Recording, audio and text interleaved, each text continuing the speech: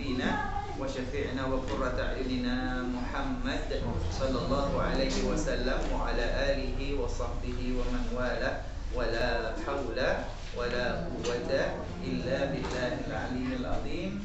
Segenap hadirin hadirat ayahanda para ibunda yang dimuliakan oleh Allah, Assalamualaikum warahmatullahi taala wabarakatuh. Pagi hari ini kajian akhir pekan taklim weekend di kediaman Abah Haji Fatoni, Ibu Haja Intan. Semoga diberikan panjang umur, sehat walafiat, rezeki yang banyak dan barokah. Amin Allahumma amin. Melanjutkan kajian kita untuk kesekian kalinya, insya Allah kajian lanjutan ya, yang untuk pagi hari ini. Yang lalu-lalu bahwa judulnya tetap proses, judulnya tetap proses. Nggak selesai-selesai prosesnya loh. Dia emang kagak selesai-selesai.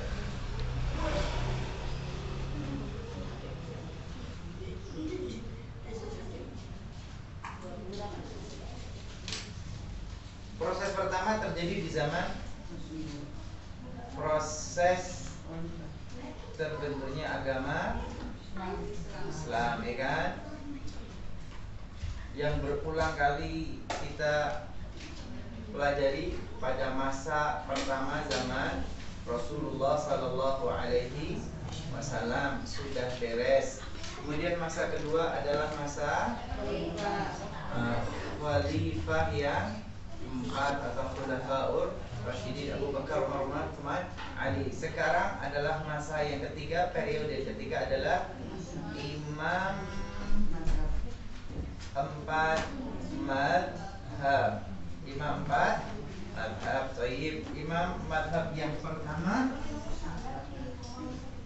imam empat madhab yang pertama, Imam Abu Hanifah yang kerap disebut madhab Hanafi.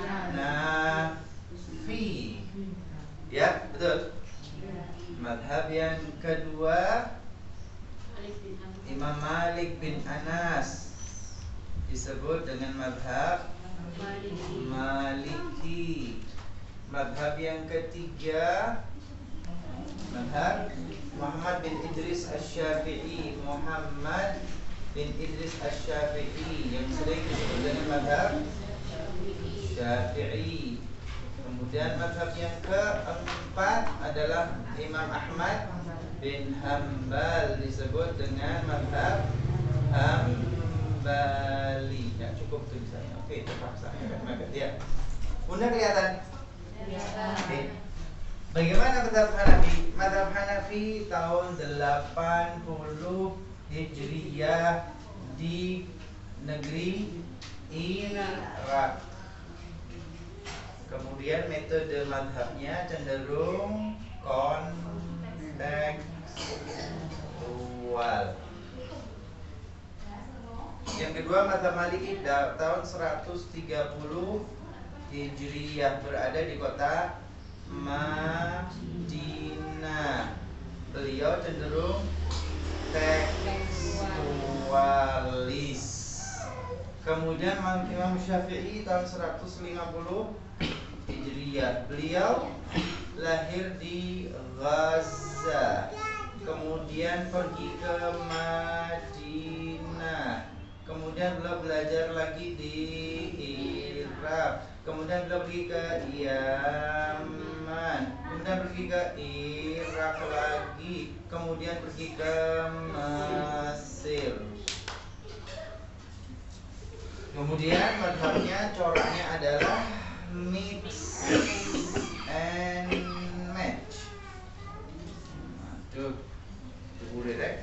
yang terakhir Imam Ahmad bin Hambal tahun 180 Hijriah di Irak. Oke, hanya di Irak ya. Madhabnya beliau adalah purifikasi.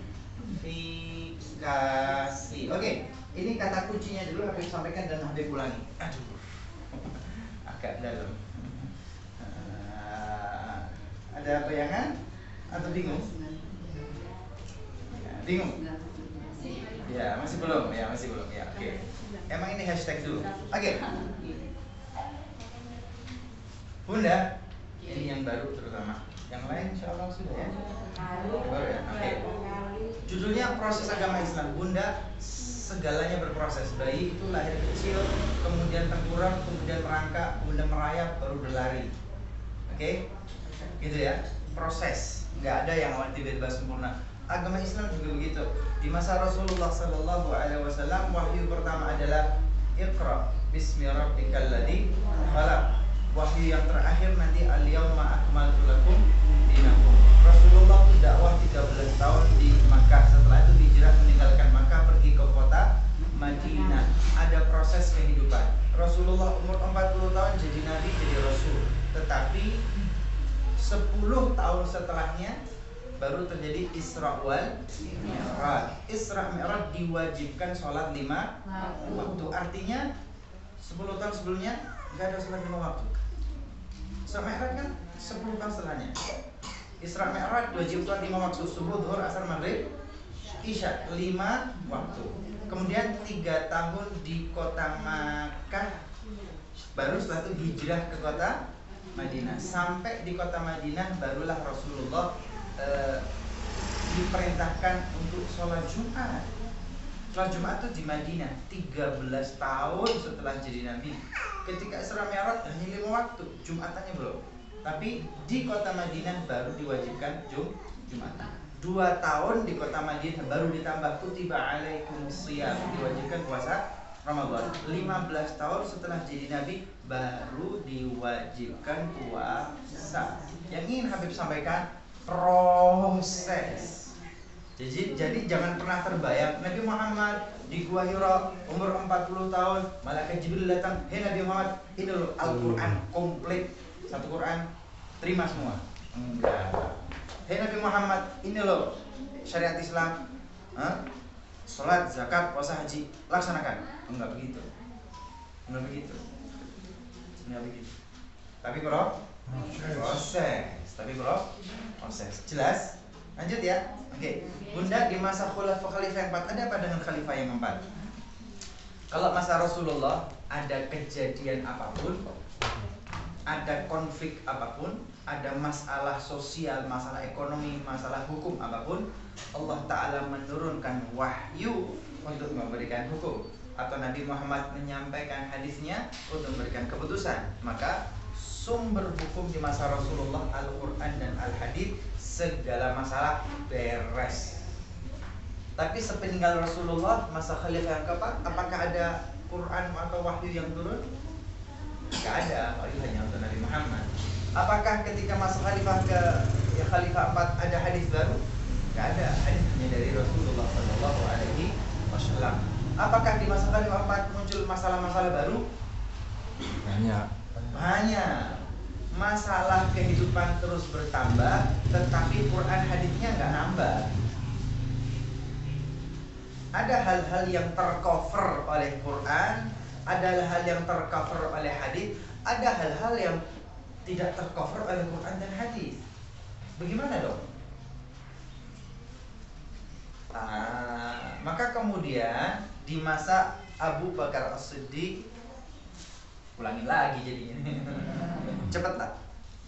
Di masa khalifah yang pertama Abu Bakar As-Siddiq, beliau melakukan penguatan internal umat Islam.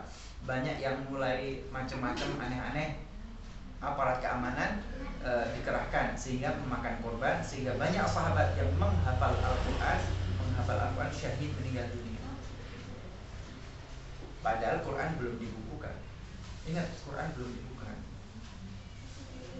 Di masa Khalifah Abu Bakar, para sahabat Umar bin Khattab mengatakan, alangkah baiknya kau kumpulkan Quran dalam satu mushaf. Abu Bakar menolak, nggak bisa, nggak mau. Saya tidak ingin melakukan sesuatu yang Rasulullah tidak lakukan. Rasulullah tidak lakukan, Allah Ta'ala tidak perintahkan. Nggak ada dalilnya. Tidak ada dalil dari Quran dan hadis memerintahkan untuk Quran ditulis dalam satu mushaf. Nggak ada. Abu Bakar menolak, Umar ngotot, harus. Kalau meninggal semua ini yang penghafal Quran, Qurannya ikut hilang. Generasi berikutnya gimana? Di masa khalifah pertama Abu Bakar, kemudian mushaf Al-Quran ditulis tapi disimpan oleh khalifah Abu Bakar, tidak dipublikasikan. Masa khalifah kedua Umar bin Khattab, baru mushaf tadi disimpan oleh Ummul Mukminin Hafsah binti Umar. Di masa khalifah yang ketiga Utsman bin Affan, barulah mushaf tadi diminta oleh Utsman, diperintahkan kepada Zaid bin Thabit mencocokkan penulisan Al-Quran dengan hafalan seluruh para sahabat. Setelah dicocokkan, baru ditulis kembali menjadi 6 naskah, kemudian dikirim ke Mesir, dikirim ke Syam, dikirim ke Irak, dikirim ke Makkah, Madinah, dikirim ke Yaman. Standarisasi penulisan, bacaan dan hafalan. Tidak ada tulisan, tidak ada bacaan, tidak ada hafalan, kecuali standarisasi. Itu yang membuat Quran sampai hari ini di seluruh dunia miliaran manusia tidak akan berubah tulisannya, tidak akan berubah bacaannya, tidak akan beda hafalannya. Standarisasi yang dilakukan oleh masa Khalifah Utsman. Masa Khalifah yang keempat Ali bin Abi Thalib, beliau perintahkan berikan titik kepada huruf-huruf Al-Quran. Karena di masa Rasulullah, Quran itu atau bahasa Arab itu tanpa titik, tanpa harokat. Gitu ya. Nggak hanya gundul. Ba, ta, ta, jim, ha, kha, dal, dal, ra, za, sin, shin, sad, dhad. Tahu dari mana Bunda? Ba, ta, ta sama kan? Jim, ha, kha sama kan? Imam Ali bin Abi Thalib perintahkan bersama yang Abul Aswad Ad-Du'ali memberikan titik supaya generasi baru setelah sahabat mereka paham ba, ta, tha, mereka paham jim, ha, kha, mereka paham dal, dan dal, ra, za, sin, shin, sad, dhad. Jelas Bunda? Ingat, masa Rasulullah Quran tidak tertulis. Masa Khalifah mulai ditulis dan mulai publikasi dan disebarkan. Masa Ali bin Abi Thalib baru Quran itu diberi 100 tahun berikutnya, 1 abad berikutnya, baru Al-Khalil bin Ahmad Al-Farahidi yang memberikan harakat fathah, kasrah, dhamma, fathatan, dhammatan, kasratan, dhammatan, ada tasydid dan sukun. Itu baru 100 tahun setelahnya. Yang ingin Habib sampaikan, proses. Apa Bunda? Proses. Maka mohon maaf saya dengan jargon kekinian, Islam itu sudah sempurna, jangan ditambah, jangan dikurangi. Betul nggak? Jargonnya itu betul kan? Islam itu sudah sempurna, jangan ditambah, jangan dikurangi. Betul apa nggak? Iya betul ya. Ya jargonnya betul. Jargonnya betul, tapi di mana jargon itu diletakkan? Ini ada penambahan nggak? Ditambah, dikurang nggak nih? Kalau lihat sejarah ini, ya ada penambahan. Quran yang tidak ditulis kemudian ditulis. Quran yang tidak dikasih titik sekarang dikasih titik. Ada penambahan nggak? Iya ada penambahan. Jadi ada slogan kekinian yang sepintas dengar kayaknya benar, tapi ya buat saya pertanyaan besar. Islam itu sudah sempurna, jangan ditambah, jangan dikurang. Ya betul memang ya, tapi di mana letaknya itu? Sama jargon lain, Quran dulu, gitu ya. Quran dulu, Allah utamakan Allah daripada manusia. Betul ya? Betul. Utamakan Quran daripada hukum. Betul ya? Betul. Utamakan sunnah daripada adat. Betul ya? Suamimu nikah 4, dahulukan Allah lo ya. Dahulukan Quran lo ya. Dahulukan sunnah lo ya. Betul nggak berarti? Betul. Nikah 4 boleh? Yang lain aja gitu loh, jangan yang itu. Ya, jadi diletakkan di mana jargon-jargon seperti itu? Yang lain aja. Nah, jangan tertipu oleh kata-kata sepintas kayaknya bener ya. Oke, kelihatannya kayaknya itu ya, tapi perlu teliti lagi gimana itu diletakkan. Sama kecepatan aman berkendara itu antara 40 sampai 60. Betul. Coba di tahun 40 60 kapan sampai? Oke, jadi kudu lebih hati-hati menerima jargon-jargon dan potongan-potongan kata seperti itu. Di mana letaknya? Islam sudah sempurna, jangan ditambah, jangan dikurang. Kalau lihat sejarah begini, gimana ya? Bunda, saya nggak ngomong sama hadis. Hadis sudah ditentukan belum? Enggak. Ini saya belum ngomong hadis sudah ya, Quran tok ini. Belum ngomong hadis. Saya belum ngomong hadis. Hadis zaman Rasulullah tidak menulis. Rasulullah melarang. La taktubu anni ghairal Quran. Jangan kalian menulis dari aku selain Quran. Yang sudah terlanjur menulis Quran hapus. Yang boleh ditulis Quran. Selain Quran, Rasulullah katakan hapus. Kalau mengatakan Islam itu sudah sempurna, jangan ditambah, jangan dikurang. Hadis itu sudah sempurna, jangan ditulis. Nabi larang. Sekarang ada hadis? Ada. Ada kitab hadis? Ada. Ada sahih, hasan, dhaif? Ada. Siapa yang nambah-nambah itu?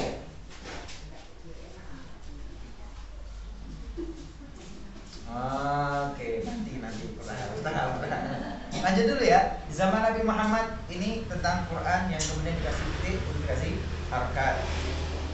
Kemudian bagaimana dengan hadis? Hadis tidak ditulis zaman Nabi Muhammad. Rasulullah perintahkan untuk hapus. Bagaimana zaman khalifah? Ingat, bagaimana zaman khalifah? Ketika ada sahabat di zaman khalifah pertama Abu Bakar, ketika ada sahabat menyampaikan hadis, maka harus bersumpah. Wallahi, demi Allah, sumpah ya, demi Allah, Rasulullah telah bersabda seperti ini. Jadi hadis tadi yang membuat dia diterima, istilahnya dianggap sahih, ketika sahabat yang mengatakan kayak demi Allah, wallahi. Masa khalifah pertama Abu Bakar. Masa khalifah kedua bagaimana? Diperketat lagi. Yang meriwayatkan hadis harus sumpah demi Allah dan harus ada sahabat lain yang menjadi saksi. Penguatnya dua, harus dengan wallahi, kemudian harus ada sahabat lain yang menguatkan. Oh iya betul, Rasulullah pernah menyampaikan hadis tersebut. Zaman khalifah Umar yang kedua. Zaman khalifah yang ketiga Utsman lebih ketat lagi. Sumpah dengan nama Allah, kemudian harus ada dua sahabat yang membenarkan hadis tersebut. Kawan. Tambah ruwet. Tambah ketat ya. Tambah ketat ya. Proses bagaimana hadis itu diselamatkan dan diproses. Jadi kalau mengatakan Islam itu sempurna, jangan ditambah, jangan dikurang. Maksudnya gimana ya? Karena faktanya seperti ini. Oke, lanjut ya. Dan di masa itu sahabat hanya menyampaikan kepada murid-muridnya at-tabi'in melanjutkan pada murid keempatnya, pada imam 4 mazhab. Sampai di sini jelas? Maka kemudian Imam Abu Hanifah yang membangun mazhab Hanafi, artinya tata cara ibadahnya versi Imam Abu Hanifah mazhab Hanafi, tata cara sholat versi Imam Hanafi. Imam Hanafi ini sumber mazhabnya bagaimana? Al-Quran dan Al-Hadis. Al-Quran yang mana? Ya Al-Quran yang berproses ini Khalifah 4. Hadis yang mana? Belum ada Sahih Bukhari dan Sahih Muslim, belum ada. Imam Abu Hanifah punya Musnad Imam Abi Hanifah. Beliau mengumpulkan sendiri hadis-hadis yang beliau dapatkan. Beliau punya Qurannya sudah jelas Quran ya, tetapi hadisnya yang mana? Beliau punya Musnad Imam Abi Hanifah, kompilasi kumpulan hadis yang didapatkan Imam Abi Hanifah di Irak, karena beliau di Irak. Sampai di sini jelas? Oke, selanjutnya Imam Malik mazhab Maliki. Bagaimana dengan beliau? Mazhab Maliki artinya tata cara ibadah versi mazhab Maliki. Dari mana sumbernya? Dari Al-Quran. Kemudian dari hadis. Hadis yang mana? Imam Malik beliau mengumpulkan hadisnya sendiri, beliau punya kitab Al-Muwatta, Musnad Imam Malik, yang beliau dapatkan hadis-hadis itu di kota Madinah. Sampai sini jelas? Irak, ini Madinah. Beda nggak Bu? Malang sama Surabaya beda apa enggak? Beda. Malang Surabaya beda apa enggak? Ini jauh, ini Irak sama Madinah jauh, 2000 km lebih. Ya kira-kira Malang sama Jakarta. Oh, lebih lah, Jakarta masih 9.000-an doang. Kalau 2000 kira-kira kemana? Kalimantan mungkin. Kalimantan. Oke, katakanlah dari Jawa, kita di Jawa, satu lagi di Kalimantan. Beda nggak? Sahabat itu tidak banyak yang pergi ke Irak karena jalannya jauh. Tapi sahabat itu penuh tumpeng blek di Madinah. Maka Imam Abu Hanifah itu hadisnya tidak banyak karena Irak tidak banyak sahabat, jauh. Sehingga ketika ada masalah apapun Bu, tidak nunggu ada teksnya, tidak nunggu ada dalilnya, tetapi selesaikan konteksnya bagaimana, fakta yang terjadi di lapangan bagaimana, selesaikan saja, jangan nunggu dalilnya. Kenapa? Katun atau Kalimantan nyebrang lautan. Tapi kalau yang Imam Malik berada di kota Madinah, ya sahabat ngumpul di situ, riwayat hadisnya banyak. Kemudian kehidupan mereka biasa-biasa saja, orang Madinah sederhana. Maka cenderung tekstualis, apa-apa ada dalilnya, apa-apa ada teksnya, apa-apa ada ayatnya. Kenapa? Sahabat banyak di Madinah, tafsir banyak di Madinah, dan hidupnya Madinah sederhana. Maka Imam Malik itu tekstualis. Kalau yang Imam Abu Hanifah mazhab Hanafi kontekstualis. Kenapa? Kalau teks, apa yang ditunggu, teksnya sedikit doang. Tapi masalahnya muncul, ya sudah, bagaimana caranya yang ada di lapangan selesaikan tanpa harus menunggu ada teks. Bunda sampai sini jelas? Ini masih pengulangan ya? Bunda jelas? Oke, lanjut ya. Yang ketiga, madhab Syafi'i. Bagaimana madhab Syafi'i? Madhab Syafi'i artinya tata cara ibadah versi al-Imam Asy-Syafi'i. Sumbernya dari mana Imam Syafi'i? Tentu dari Al-Quran, juga dari hadis. Hadis yang mana? Hadis yang beliau kumpulkan sendiri. Beliau punya kitab Musnad Al-Imam Syafi'i. Beliau kumpulnya di mana? Beliau belajar hadis di Madinah, belajar hadis di Irak, belajar hadis di Yaman, belajar lagi di Irak, belajar lagi di Mesir. Imam Abu Hanifah hanya mengambil hadis yang ada di Irak saja. Imam Malik hanya belajar hadis yang ada di Madinah saja. Tapi Imam Syafi'i yang di Madinah dia belajar, yang di Irak beliau juga belajar, yang di Yaman juga beliau belajar, yang lain kagak. Beliau ke Irak lagi ke Mesir. Maka kalau ngomong pelajaran dan banyak-banyakan catatan, siapa banyak catatannya? Imam Syafi'i. Imam Syafi'i. Maka sumber hadis beliau Musnad Imam Syafi'i. Beliau tidak kontekstualis, beliau tidak tekstualis, tapi memadukan antara keduanya, mix and match. Ada kalanya kontekstual, bagaimana yang ada di lapangan diselesaikan. Ada kalanya harus sesuai dengan teks, mana yang matching itu yang dipakai. Sekarang cocoknya pakai konteks nih, nggak terlalu kaku, ya sudah matchingnya itu. Lain waktu ini kudu pakai teks, ya sudah pakai teks. Tekstualis itu sesuai dengan teks, kudu mono. Kontekstualis itu ya mono, tapi ya aja mono. Lah kalau mix and match, otak atik atuk. Ya, otak atik atuk bismillah. Bunda sampai di sini jelas? Ingat ya, Imam Abu Hanifah sumber mazhabnya Quran, hadis. Hadis yang mana? Beliau punya kitab hadis sendiri, Musnad Imam Abi Hanifah. Imam Malik bagaimana? Imam Malik sumbernya juga jelas, Al-Quran dan hadis. Hadis yang mana? Beliau punya kitab sendiri, Musnad Imam Malik, yang disebut kitab Al-Muwatta. Imam Syafi'i bagaimana? Imam Syafi'i sumbernya Al-Quran dan Al-Hadis. Hadis yang mana? Beliau juga punya kitab sendiri, Musnad Imam Syafi'i. Imam Ahmad bin Hanbal, mazhab yang keempat, tahun 10 Hijrah. Bagaimana? Dia juga di Irak doang. Di Irak. Di Irak. Bagaimana Imam Ahmad bin Hanbal? Bu, Imam Ahmad bin Hanbal itu purifikasi. Purifikasi apa? Pure. Apa pure?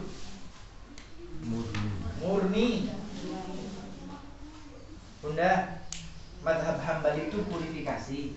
Madhab Hambali itu memurnikan ajaran. Maka apa yang sudah berlaku di masyarakat, tradisi amaliyah orang-orang Islam dimurnikan. Dimurnikan bagaimana, Beb? Dimurnikan, ini ada dalil Qur'annya enggak? Ada dalil hadisnya enggak? Kalau enggak ada, ditolak. Itu gerakan purifikasi. Madhab keempat, purifikasi. Memurnikan ajaran agama. Memurnikan ajaran agama. Zaman sekarang mungkin mulai ada muncul gerakan-gerakan memurnikan purifikasi, bahwa kalau nggak ada dalilnya nggak mau. Ya mau nggak, berarti Anda berada di manhaj metode madhab keempat kembali. Tapi jangan protes sama kita yang di sini. Kita beda metode. Anda metode purifikasi memurnikan, monggo silahkan, nggak apa-apa. Tapi kami yang berada di madhab Syafi'i, kami pede kok dengan ini. Ya pede lah, Imam Ahmad bin Hanbal muridnya Imam Syafi'i kok.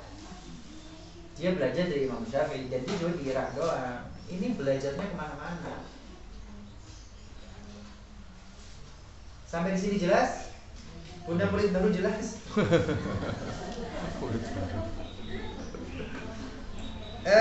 Jelas? Jelas? Atau agak mumet? Insyaallah. Beb pernah disampaikan proses. Kita ini mix and match. Kita ini loh mix and match. Kalau panjenengan disuruh pilih aja 1, 2, 3, 4, milih yang mana? Saya ulangi, 1, 2, 3, 4, pilih mana? Kenapa nggak milih 1? Kenapa milih 3? Jangkep, lengkap. Imam Abu Hanifah hanya di Irak, belajar di Irak saja. Imam Malik hanya di Madinah, dia belajar di Madinah saja. Tapi Imam Syafi'i dari Gaza, lahir di Gaza, belajar di Madinah bersama muridnya Imam Malik. Muridnya Imam Malik, orang kepercayaan yang menggantikan Imam Malik. Ini asisten dosennya Imam Malik. Dari Madinah tuh belajar ke Irak. Belajar ke Irak, kemari. Dari sini kemana? Ke Yaman. Jadi beliau tahu yang ada di Madinah, beliau tahu yang ada di Irak, beliau belajar lagi di Yaman, kemudian beliau kembali ke Irak, kemudian beliau kembali pergi lagi ke Mesir. Ini sinau, tok belajar, tok taklim, tok. Gak sempat nge-mall dulu, dan berjalan-jalan bakso, gak sempat itu.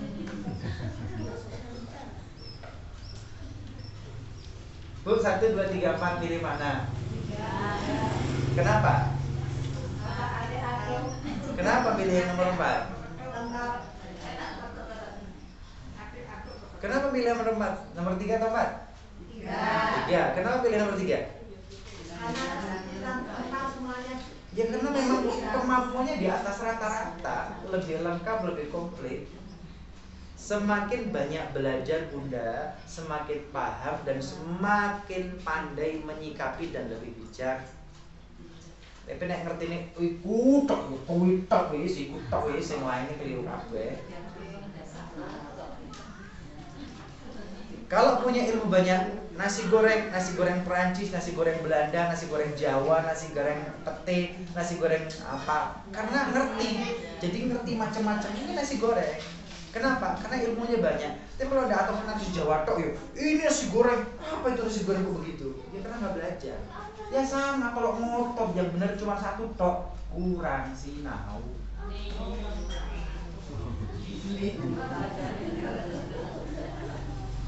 Masuk bego?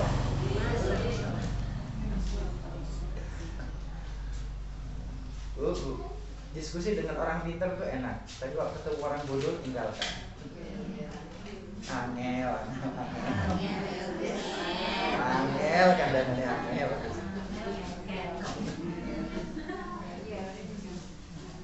Semakin luas pengetahuannya, semakin luas keilmuannya akan paham. Oh, wong iki orang ini tipikal purifikasi posisinya. Ya sudah, biarkan dia monggo pun. Tapi saya nggak dipurifikasi, saya di mix and match kok. Tapi kalau nggak ngerti ini, yang didoktrin ini harus sesuai Quran, harus sesuai hadis, yang lainnya keliru. Nasi goreng hanya nasi goreng Jawa Surabaya, selain itu bukan nasi goreng. Angel wis, angel. Bawang itu hanya bawang Probolinggo. Nggak tahu ada bawang bombay yang gede-gede.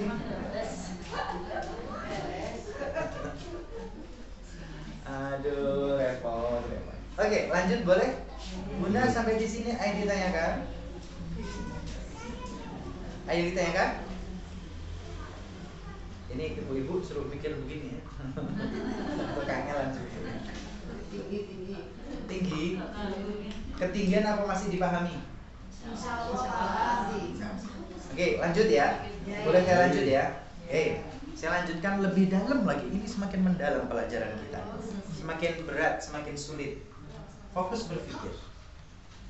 Pertama, Bunda, semua 4 mazhab ini Bunda, semua punya dasar dari Quran dan hadis.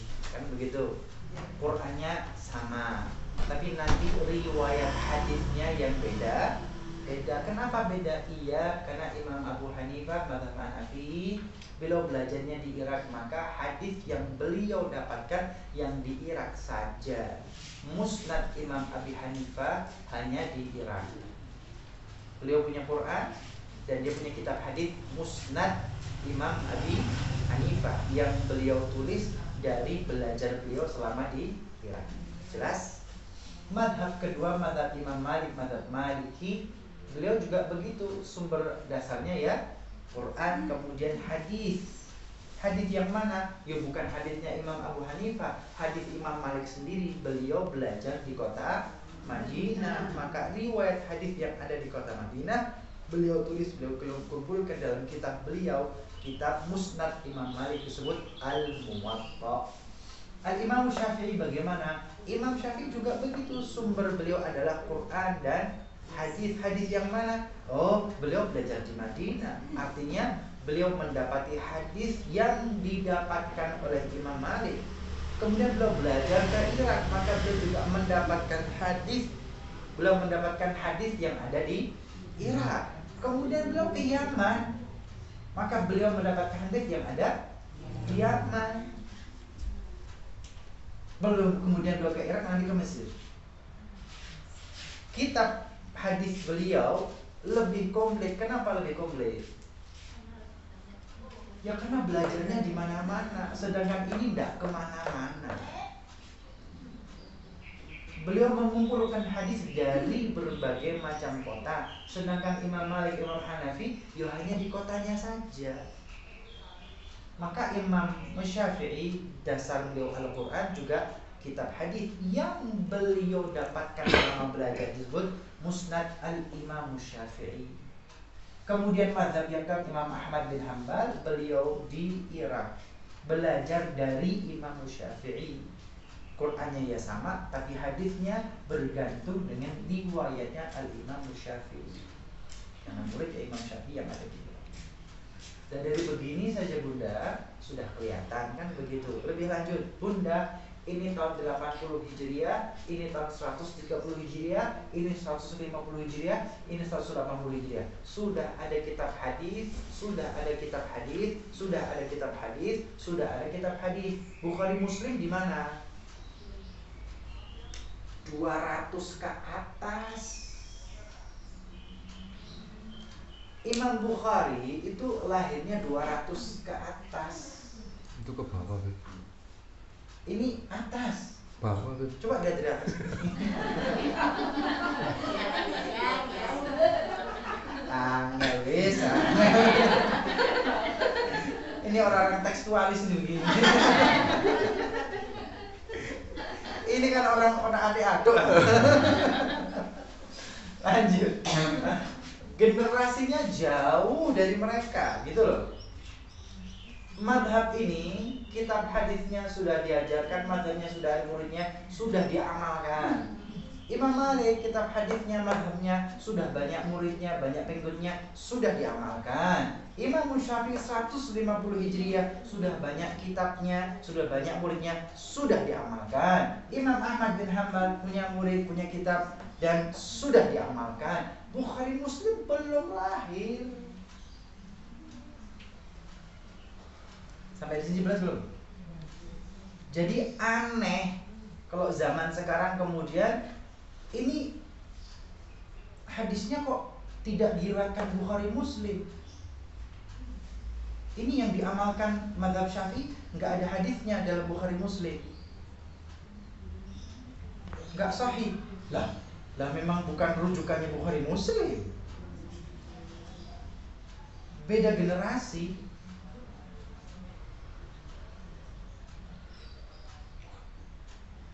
Dengan kata lain, Puan Maharani jangan menghukumi Pak Karno. Oh, nggak sezaman gitu loh. Aneh gitu loh. Kalau zaman sekarang kemudian kunut dalam mazhab Syafi'i ada kunut subuh, itu hadisnya tidak sahih. Siapa yang bilang?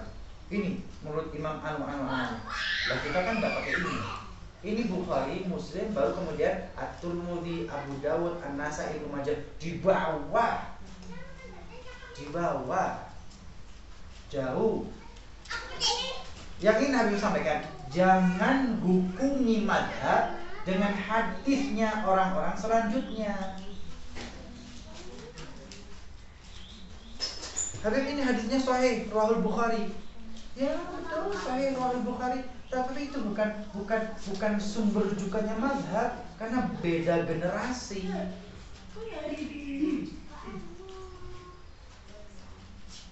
Lah kalau mazhab ini dihukumi dengan Bukhari, Muslim, Tirmidzi, Sunan, Ibnu Majah, oh Anda salah alamat, Anda salah asuhan.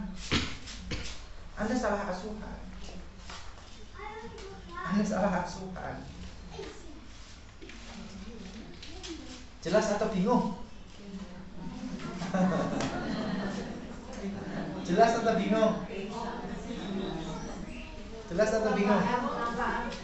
Jelas bingung. Oke. Bunda? Oke.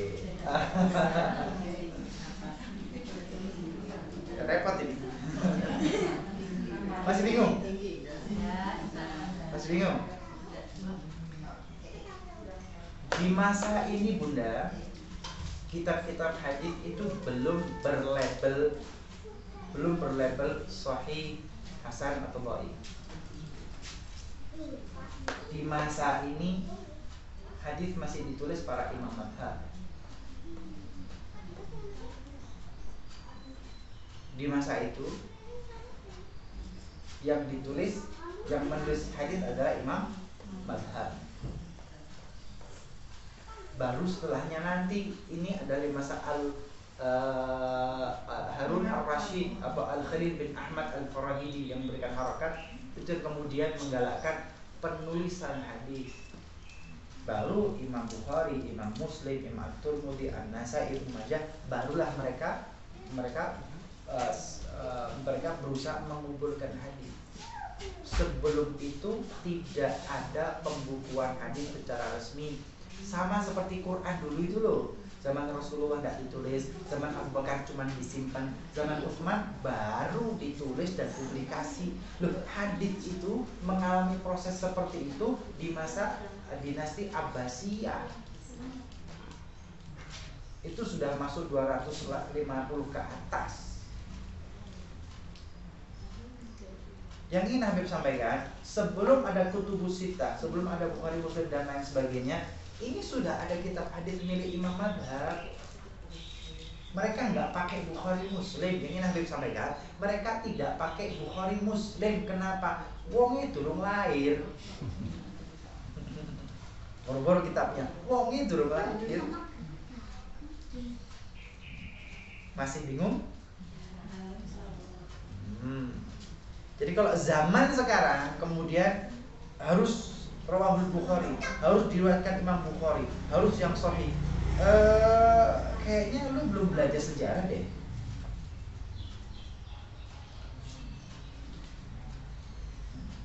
Kita terjebak orang-orang purifikasi ini loh. Quran hadis, Qurannya harus Quran, hadisnya ternyata hanya sampai masa Bukhari Muslim, padahal lu sebelum ini emang gak ada hadis. Ada. Kita terjebak dengan orang-orang purifikasi yang tidak memahami secara totalitas, pemahamannya yang parsial toh.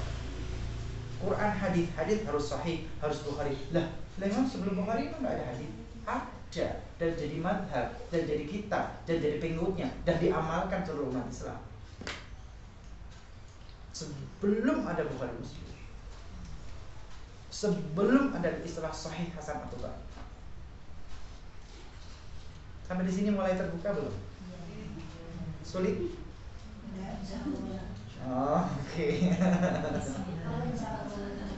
Bu, jenengan mulai dulu sampai sekarang belajar ngaji pernah yang ketemu gini? Baru sekarang ini. Baru sekarang ini. Ini kan proses biasanya sudah matang yang Biasanya Indomie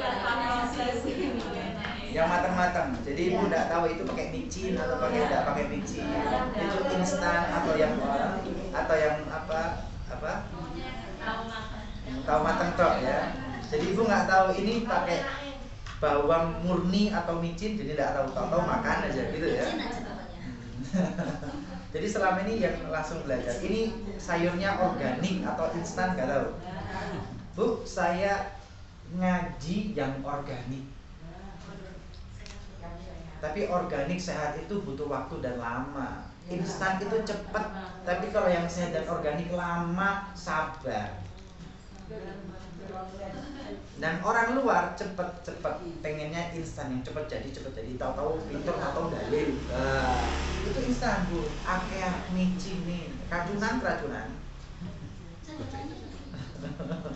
Tapi kalau organik begini bunda lama, nggak bisa cepet belajar begini. Tapi sehat, seger waras.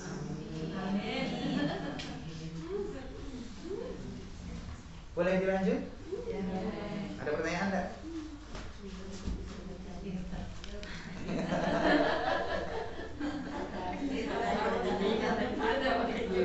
Kenapa bunda?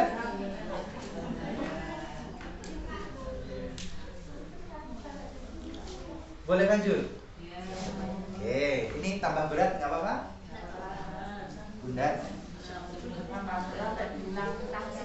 Gitu ya, tambah berat tapi ulang-ulang. Saya berikan waktu jeda sejenak untuk menarik nafas dan meluruskan kaki-kaki kita.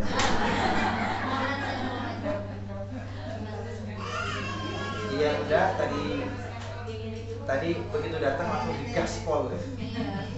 Begitu datang langsung digaspol. Monggo dicicipi buah-buahannya. Monggo. Minum air putih.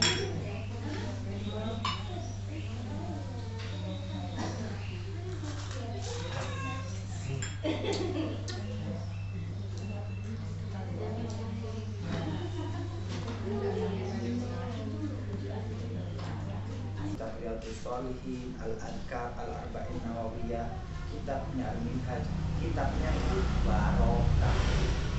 Hidupnya 1000 tahun yang lalu. Zaman nggak ada internet, nggak ada alat tulis yang lengkap seperti sekarang, nggak ada cetak, tulis manual. Tapi kitabnya yang kandel tebal itu. Kemudian dibaca sama muridnya, dibaca lagi sama muridnya, diajarkan ke seluruh dunia. Beliau tuh di Damaskus, di Nawawi, sana di Damaskus, di Syria. Kita di Indonesia zaman now. Kitabnya dulu sampai ke Indonesia, dibaca seluruh Indonesia, dibaca oleh kita. Kira-kira mereka sealim apa ya? Seikhlas apa ya? Sebersih apa hatinya? Bu, orang-orang gitu bu, nggak mikir dunia bu. Itu orang-orang begitu nggak mikir dunia sama sekali, nggak ke dunia. Kita ngurus uang,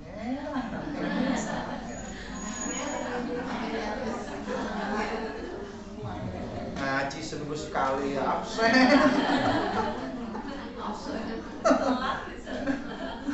Ngaji seminggu sekali sing iku. Ya Allah, itu Imam Nawawi. Belum lagi di atasnya lagi Imam Syafi'i. Imam Nawawi muridnya Imam Syafi'i. Imam Nawawi itu 4 abad setelah Imam Syafi'i. Bagaimana Imam Syafi'i yang sedunia? Kalau ibu itu ngaji sama mereka bu ya, Kalau ibu duduk sama orang-orang seperti itu, ibu ngaji dengan mereka, duduk tok itu bu, hati itu loh adem, betah. Lu adem mau nopi pasang ini. Lagi pasangnya ya adem bu.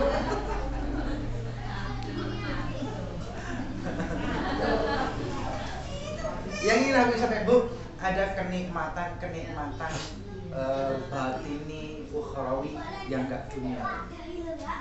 Itu yang membuat mereka, para ulama, para solihin betah dengan hidup mereka. Gak patek peduli sama gemerlap hidup itu. Kenapa? Sudah nyaman gitu ya, rasa nyaman gitu ya. Kalau udah nyaman mager, malas gerak. Nyamannya di hal-hal yang baik, makanya betah. Hidup mereka untuk itu, waktu mereka untuk itu, dunia mereka untuk itu. Imam Nawawi itu bu, Imam Nawawi itu bu, boten rapi.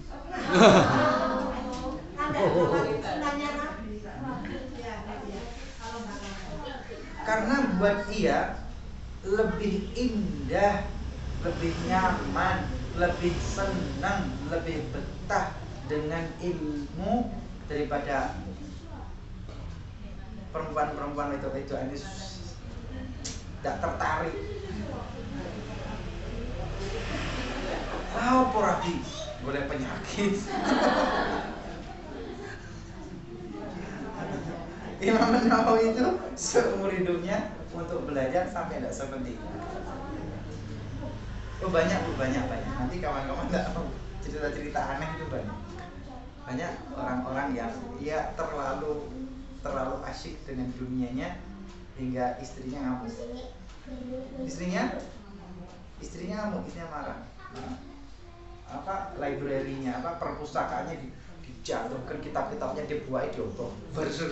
Kitabnya diobong. Ini yang membuat dia meninggalkanku. Cemburu dengan kitabnya. Zaman sekarang ini yang buat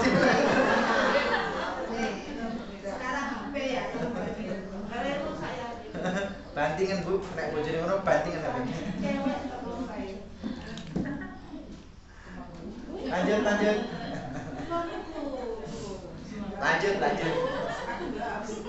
Lanjut kemari, fokus. Ini cuma intermezzo, biar nggak ngantuk ya. Biar nggak tegang.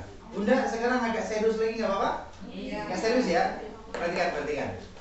Oke, ini kajian lanjutan yang tak kalah penting dengan sebelumnya. Bunda bahwa proses agama Islam 1, 2, 3.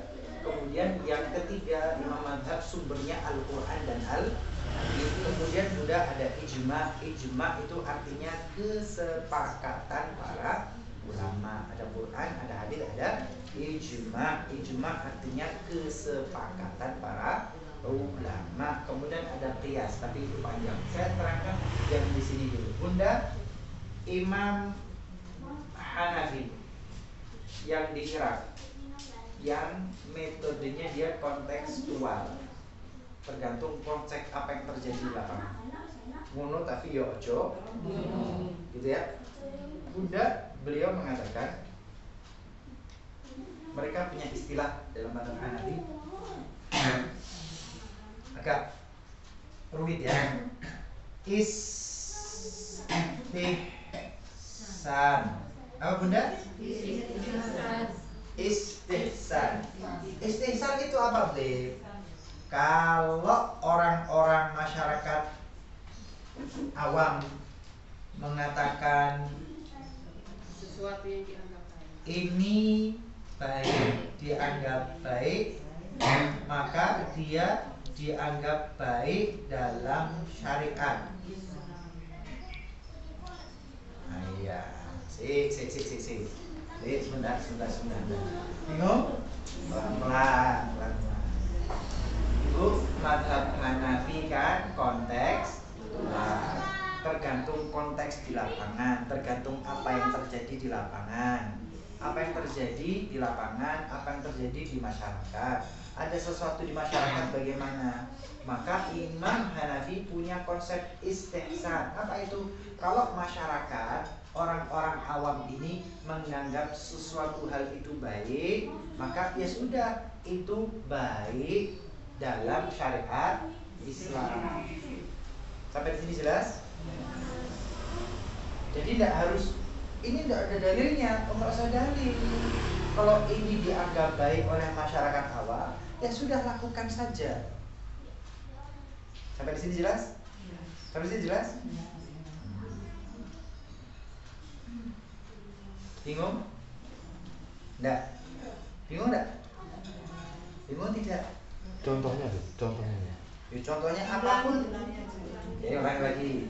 Bunda, Imam Abu Hanifah, mazhab Hanafi yang di Irak, mazhabnya kontekstual.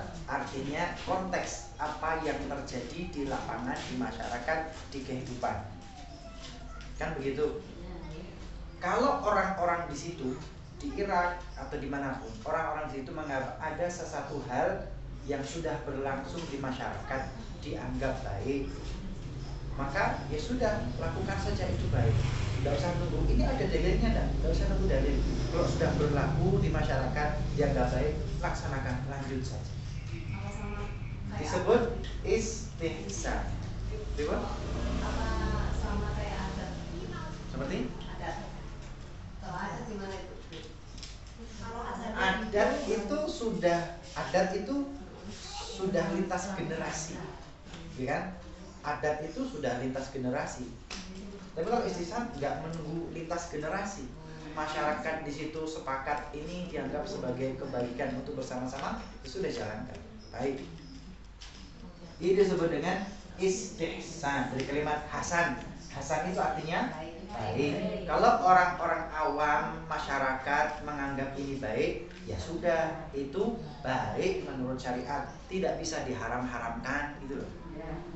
Sampai di sini jelas? Oke. Imam Malik menolak itu. Apa-apaan? Beliau kan tekstualis. Karena Imam Malik kan tekstualis, nggak terima loh. Kok enak men? Itu nggak bisa. Orang awam dijadikan patokan, nggak bisa. Maka kemudian Imam Malik punya ada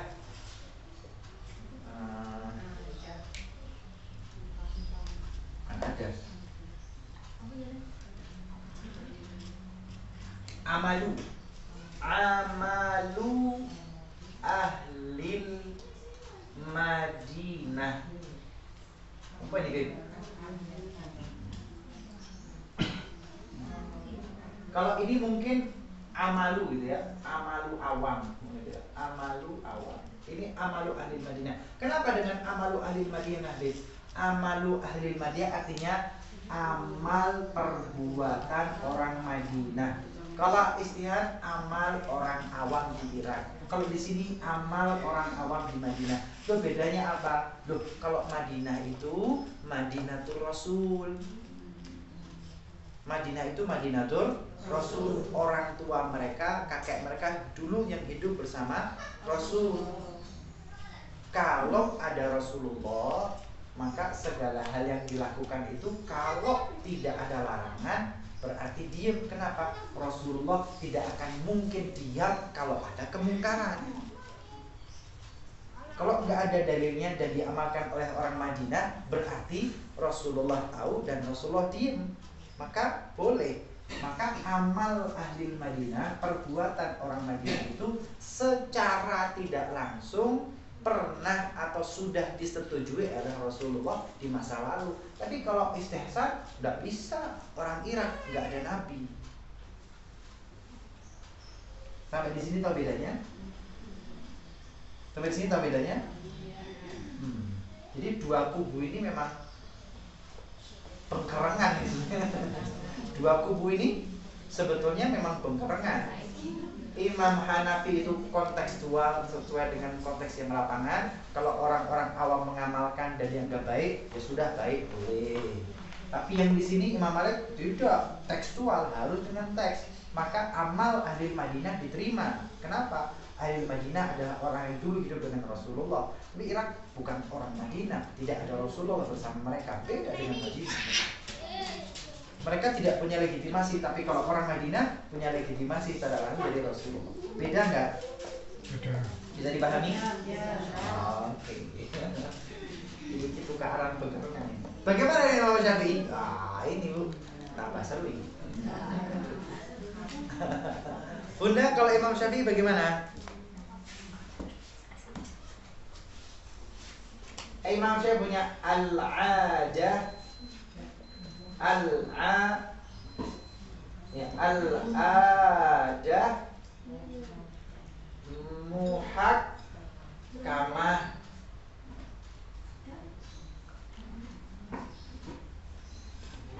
Al-'adah muhakkamah. Adat istiadat itu mempunyai kekuatan hukum. Al-'adah muhakkamah. Adat istiadat itu punya kekuatan hukum.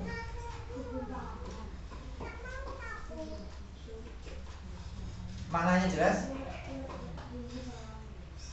Masih bingung? Bingung atau jelas? Jelas bingung.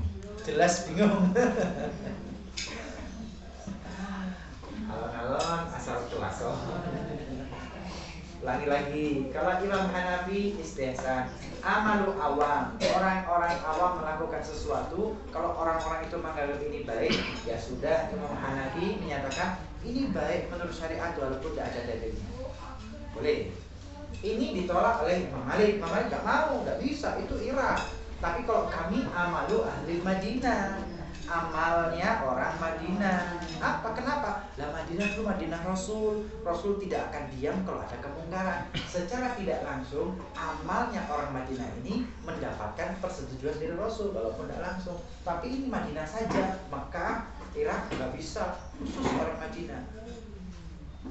Jelas?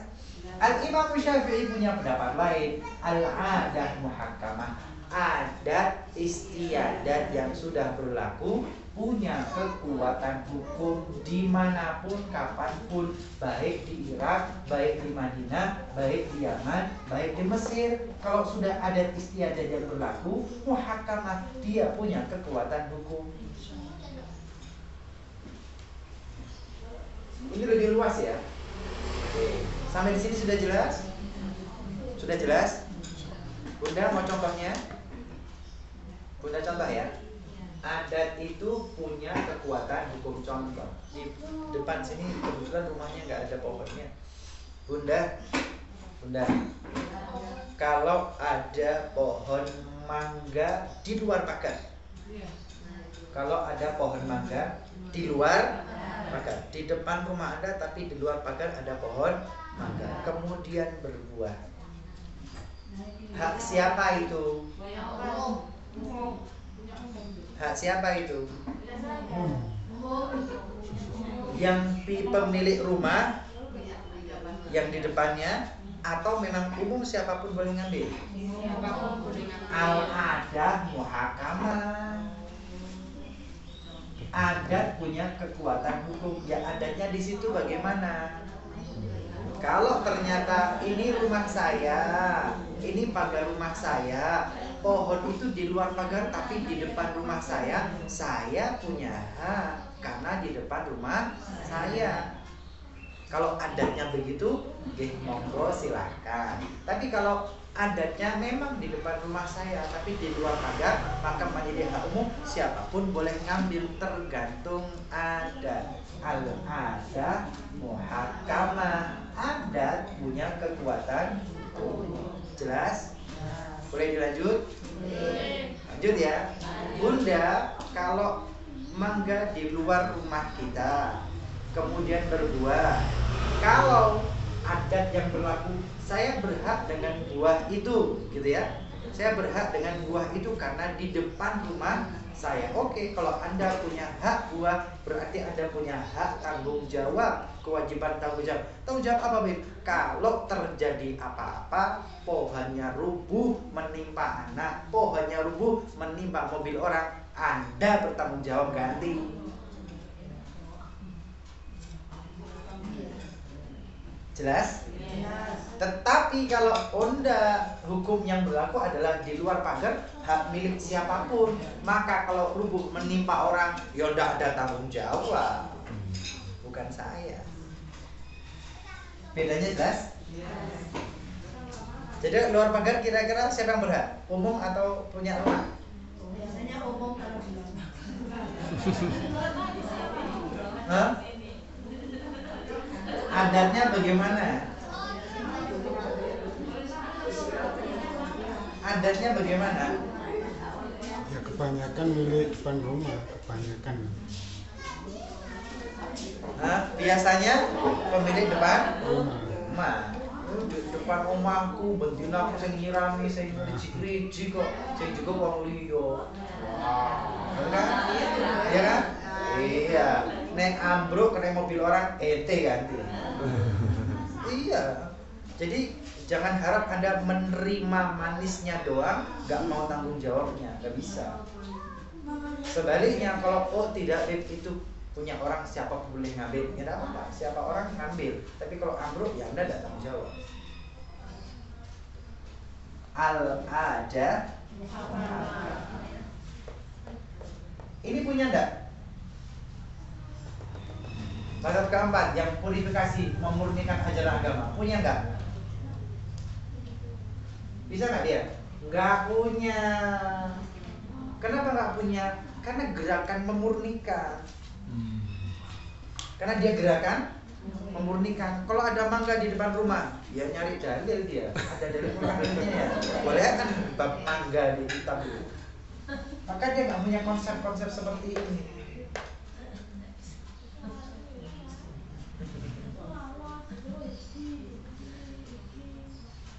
Bunda, kalau pohonnya di dalam pagar rumah, kemudian buahnya keluar pagar, punya siapa?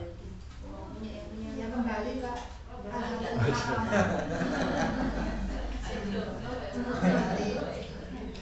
Al-ada wa agama. Kalau buahnya ke tetangga boleh diambil. Lah itu al-ada Ke tetangga sebelah, bukan ke depan rumah tapi ke tetangga gitu. Lah iya, al-ada agama. Adatnya bagaimana? Kalau tidak ada kesepakatan, misalnya tidak ada Tidak ada. kesepakatan, terus sebaiknya seperti apa? Sebagai si pemilik pohon. Sebagai konsumen atau sebagai pemilik pohon? Dua-duanya. Sebagai konsumen ya saya menjadi orang yang zuhud. Lebih baik saya beli mangga 1 kilo juga tukaran sama tonggo.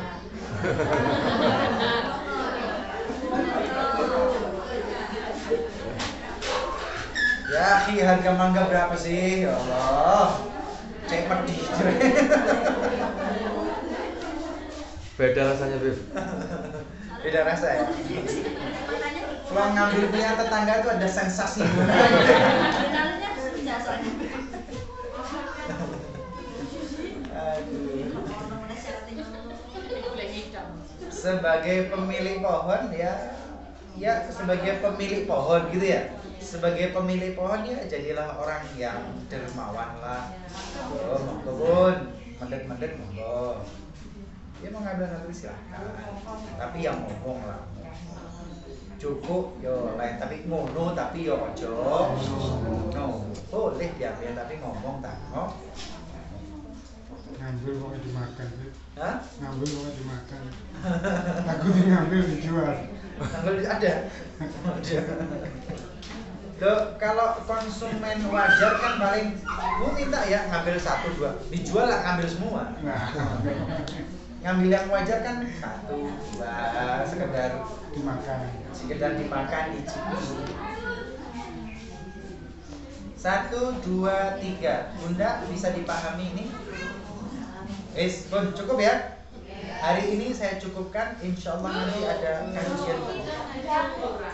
Hah?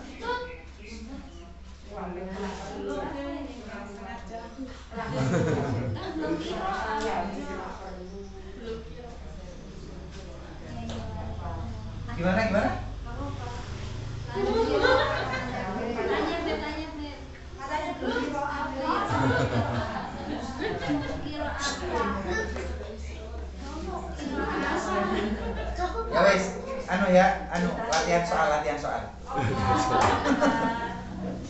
Latihan sama.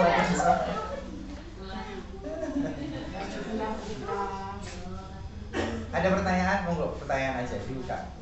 Tadi kalau buah itu kan punya orang sepakat saja. Kalau jatuh itu gimana? Kalau jatuh ya depan di depan rumahnya kita ngambil Sampai dikasih pan. ngambil apa bilang sama orangnya saya ambil apa itu berarti halal Jadi Dan haram. Kembali ke al-adat muhakkamah. Itu biasanya menjadi milik umum atau tetap milik pemilik? Saya nggak bisa ngejawab pasti. Tetapi al-adat muhakkamah biasanya bagaimana? Biasanya bagaimana? Ibu kepengen nggak mangga-mangga jatuh? itu makanya tanya kalau ada jatuh ya Boleh apa enggak? pengalaman pribadi memang seperti itu.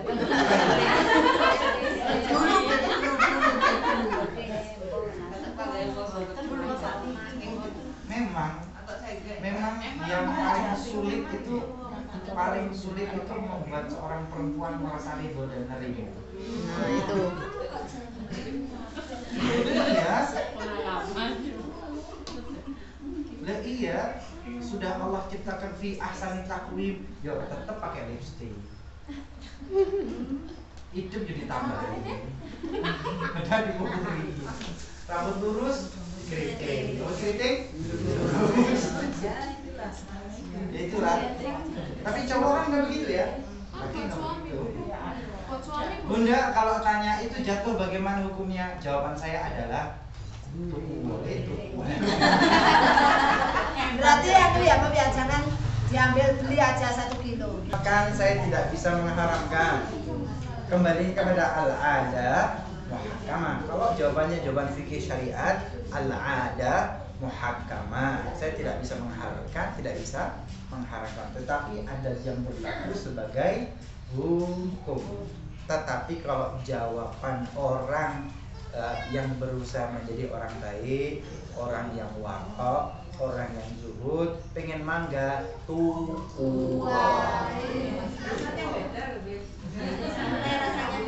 Bedanya di mana, Bu? Iki rasa bayar, iki orang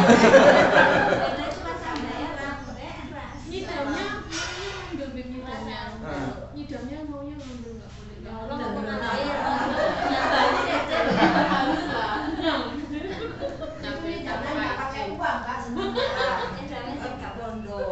ya lebih selamat kalau ngomong dan berbicara. Lebih selamat loh ya. Lebih selamat, lebih zuhud, lebih wara, lebih bersih kalau tetap berbicara. Matur lah, matur. Kenapa? Gak boleh.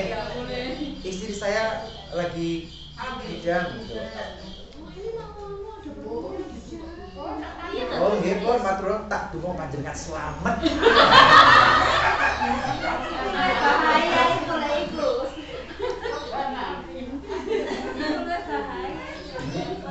Iya, nggak boleh. Nggih, mboten apapun tak doakan selamat.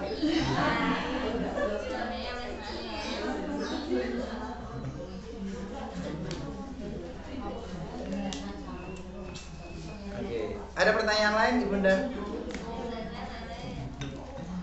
Ada jelas ya? Semoga menjadi ilmu yang bermanfaat. Kurang lebihnya Habib mohon maaf. Walafu minkum. Wassalamualaikum warahmatullahi wabarakatuh.